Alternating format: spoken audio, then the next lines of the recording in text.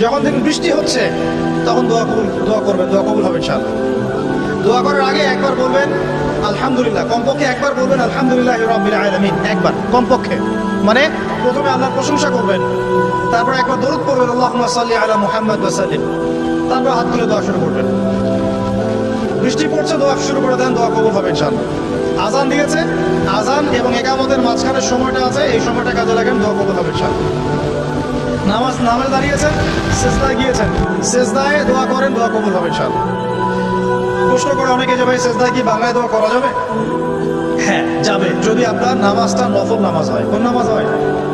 ফরজ নামাজে করবেন না, নফল নামাজে করতে পারেন ইনশাআল্লাহ। সেজদায় বান্দা আল্লাহর সবচেয়ে কাছাকাছি থাকে, এই সময়ে বেশি বেশি দোয়া করতে রাসূল সাল্লাল্লাহু আলাইহি ওয়াসাল্লাম তাগিদ দিয়েছেন। দোয়া করলে ডাইরেক্ট কবুল হবে ইনশাআল্লাহ।